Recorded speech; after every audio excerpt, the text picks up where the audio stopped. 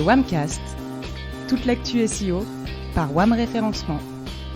Bonjour à tous, ravi de vous retrouver dans le WAMcast, le numéro 10 déjà, et les numéros 10, on sait combien c'est précieux, ce ne sont pas les amateurs de football qui me contrediront. Et avant de vous présenter les intervenants du jour, ou devrais-je dire intervenantes puisqu'elles sont majoritaires aujourd'hui, je vous rappelle que vous pouvez nous suivre sur Twitter et LinkedIn, @WAMREF, et nous écouter sur Aosha ou directement sur notre site wam-référencement.fr.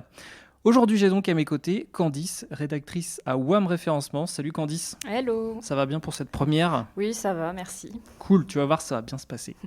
Je suis aussi avec Élise, rédactrice, toi aussi. Salut Élise. Salut Nico. Et enfin, Brice, seul représentant masculin et seul représentant du pôle SEO de WAM. Salut Brice. Bonjour à tous. Et aujourd'hui, nous allons aborder ensemble les nouvelles pratiques journalistiques. On commence avec toi, Candice. Et ma première question, elle est toute simple. Pourquoi s'intéresser aux nouvelles pratiques du journalisme ? Alors, s'intéresser aux nouvelles pratiques du journalisme, ça va servir à définir vers quoi aller pour créer du contenu qui va être lu, vu ou écouté, un contenu qui a du succès.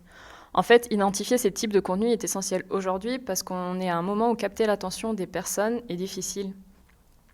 Pour Bruno Patino, qui est directeur éditorial d'Arte, il y a une bataille de l'attention parce qu'on est sursollicité, on a des notifications sur mobile, des emails, on passe du temps sur les réseaux sociaux. Et réussir à capter notre attention est compliqué, mais en s'intéressant à notre rapport au temps, on a un début de piste pour y arriver. Il y a des chiffres qui font sourire sur notre rapport au temps, justement. Il y en a un qui vient d'une étude statistique américaine et qui dit que 85% des personnes qui prennent un ascenseur intelligent, donc les ascenseurs qui n'ont pas de bouton à l'intérieur, eh bien les 85% de personnes utilisent le bouton « fermer les portes ». Oui, en effet, bon exemple. C'est pas mal quand même. Ouais, et c'est assez fou quand on sait que ce bouton fait gagner 1,2 secondes en moyenne et que dans un tiers des cas, il n'enclenche rien en fait. C'est juste un bouton qui sert à nous rassurer sur notre rapport au temps, car on est toujours en train de faire 1000 choses en même temps. Ok, mais alors par rapport aux pratiques journalistiques, comment on fait pour capter l'attention ? Alors, l'une des hypothèses de Bruno Patino, on va réussir à capter l'attention en prenant en compte que nous sommes fatigués d'être sursollicités en fait. On parle de fatigue sensorielle, car trop de sollicitations fatiguent nos sens. On parle de fatigue décisionnelle, car petit à petit, on fatigue de faire des choix en permanence. Et enfin, on parle de fatigue contextuelle, car par exemple, on va recevoir une alerte sur notre portable et on est en train de déjeuner, par exemple, ou on est en train de faire autre chose, et on n'est pas capable de recevoir cette notification. Du coup, pour prendre la main sur ces trois fatigues, les contenus long format apparaissent comme une solution. D'ailleurs, à ce propos, est-ce que tu peux nous en dire plus sur le long format, Élise ? Eh ben écoute, oui, je vais te le dire tout de suite. C'est gentil de ta part. Ouais. Alors du coup, dans le monde du journalisme et de l'info, la concurrence est rude, comme vous le savez. Il faut pouvoir se démarquer pour attirer l'attention des internautes qui veulent tout savoir à un instant T. Donc c'est le phénomène d'instantanéité. De fait, le public consomme l'info d'une façon différente qu'il y a quelques années, voire décennies. Donc les journalistes et les médias en général doivent faire évoluer leur façon de créer et de diffuser les infos pour se démarquer. Donc, d'après le blogueur iranien Hossein Derakhshan, cela passe d'abord par un format long, comme l'a évoqué Candice, et Bruno Patino, du coup, par extension, mais pas seulement. Mais si l'attention de l'internaute est limitée, la longueur ne risque-t-elle pas de le rebuter ? Pas forcément, mon cher Nicolas. Eh oui. Ça fait même un petit moment que les formats longs marchent plutôt bien en termes d'audience et de lecteurs. Et par ailleurs, en SEO, c'est aussi de plus en plus le cas. Mais pour Hossein Derakhshan, le blogueur iranien dont je parlais juste au-dessus, l'idée n'est pas simplement de créer des contenus longs, il s'agit aussi d'ajouter une narration tournée davantage vers l'émotion en utilisant l'art comme médium.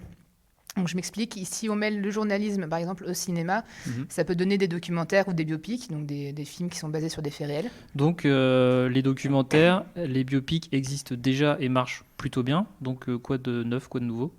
Donc oui, effectivement, le journalisme et le cinéma existent déjà, mais le cinéma n'est que le 7e art, si je puis dire. Il y en a 6 autres avant qui peuvent aussi servir de base au journalisme. Donc Derakhshan lance plusieurs petites pistes originales à explorer, comme par exemple mêler le graphisme au journalisme pour, par exemple, donner les infos sous forme de BD, par exemple. Il mêlerait aussi la musique et le journalisme. Alors, ça n'a pas encore été fait d'après lui, mais on peut imaginer des infos diffusées via la musique. Et rajouter à ça la danse Et le théâtre, on aurait par exemple des informations données sous forme d'opéra et de comédie musicale, par exemple. Donc ça peut être assez drôle. Original. Voilà, donc c'est pour proposer un peu autre chose que du hard news, comme l'a évoqué Jérôme Casadieu aussi, directeur de la rédaction à l'équipe, dans un Q&A, à l'issue d'un événement organisé par Sciences Po à Paris en fin d'année dernière. En toute logique, en développant ce genre de journalisme et en utilisant différents supports, on touche aussi plus de monde et différentes cibles. Hossein cite également le podcast, évidemment, très en vogue ces derniers temps. D'ailleurs, Candice, tu n'as pas deux, trois choses à nous dire là-dessus ? Et si, Élise. Et tu sais qu'on en écoute beaucoup de podcasts. Mais Nicolas, je te vois venir, tu vas me demander qu'est-ce qu'un bon podcast ? Eh oui, tu m'enlèves les mots de la bouche. Et c'est mon côté devin. Alors, pour reprendre ce que conseille Charlotte Pudlowski, co-créatrice du studio Louis Média, un bon podcast se base sur une mécanique narrative, c'est ce qu'on appelle le storytelling. Il faut une structure en alternant moments forts et moments plats, il faut un univers aussi. Il faut parler au présent, on décrit ce que l'on voit, on invite la personne qu'on interviewe à se confier par exemple. Est-ce qu'on peut interviewer n'importe qui ? Pas vraiment. Si on veut que le podcast accroche et soit suivi, Charlotte conseille plutôt de chercher des personnages. C'est quelqu'un qui va être intéressant, ça va être une personne qui se contredit, qui a des spécificités. Avec ça, il faut qu'il y ait un propos au podcast. Il faut raconter quelque chose en déterminant un angle. Ok, est-ce que si j'ai tout ça de réuni, c'est bon ? Ou alors il faut encore travailler d'autres choses ? Il faut penser à mettre de la musique, Nicolas. Pour Géraldine Saratia, productrice du podcast Le Goût de M pour Le Monde, la musique permet de créer une identité sonore. Tes auditeurs vont se familiariser avec le podcast grâce au générique, aux interludes musicales qui vont leur rester en tête. Et aussi, il faut penser qu'intégrer des interludes musicales à son podcast permet de créer des respirations dans le discours. Mais si je mets de la musique, même si je veux dire je suis un média de la presse écrite ? Et oui, parce que le podcast est un autre format. D'ailleurs, Géraldine Saratia le dit, pour les médias écrits, le podcast leur permet de développer des sujets qui ne rentrent pas dans leur ligne éditoriale. C'est un moyen pour eux de rester au contact avec leur lectorat et aussi de capter une audience plus jeune, ces mêmes jeunes adeptes des réseaux sociaux qui vont s'informer d'abord sur Snapchat par exemple. Mais du coup, il est essentiel de savoir ce qu'on fait de son podcast une fois qu'on l'a fini, n'est-ce pas Élise ?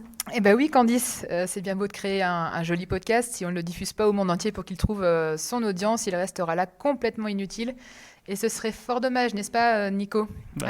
Si on ne diffuse pas ce podcast, ça sera 1 heure qu'on aura passé tous les 4 à discuter sur les nouveaux formats. C'est sympa, parce qu'on s'entend bien, mais personne d'autre ne profite de nos interventions extrêmement pertinentes. Effectivement, ce serait dommage, mais ce n'est pas notre cas, puisque vous pouvez retrouver tous nos podcasts sur les plateformes Spotify, Apple Podcasts, et on en parle aussi sur Twitter et LinkedIn régulièrement. Et d'ailleurs, tu fais bien de mentionner Twitter et LinkedIn, puisque ce sont deux réseaux sociaux importants pour diffuser les contenus, mais pas que. Il y a également évidemment Facebook qu'on peut citer, Instagram et autres Snapchat. Mais attention, la stratégie de diffusion de contenu sur les réseaux sociaux doit être bien réfléchie pour diffuser le bon contenu aux bonnes personnes. Et en quoi consiste cette stratégie en quelques mots ? Alors l'idée d'après Natalia Holzner, qui est journaliste multimédia chez Euronews, consiste à prendre en compte les différentes audiences de chaque réseau social que l'on souhaite utiliser et à adapter la stratégie en fonction. Alors ça va permettre de déterminer le ton à utiliser et le format également. Donc à ce moment-là, selon le réseau social, tu vas utiliser soit la vidéo, soit l'audio, soit le texte, etc. Un même sujet long format peut être diffusé de manière différente sur les réseaux sociaux. Tu peux l'introduire sur Instagram ou Snapchat dans des formats un peu plus courts, capables de donner envie aux audiences d'aller creuser et de découvrir le long format sur le site du journal, par exemple. Tu peux aussi simplement adapter un long format en une vidéo plus courte pour t'adresser à une cible en particulier. Par exemple, sur Snapchat, tu peux faire des vidéos courtes sur un sujet compliqué que tu vulgarises, ce qu'on appelle le format explainer, et ça marche d'ailleurs plutôt bien apparemment.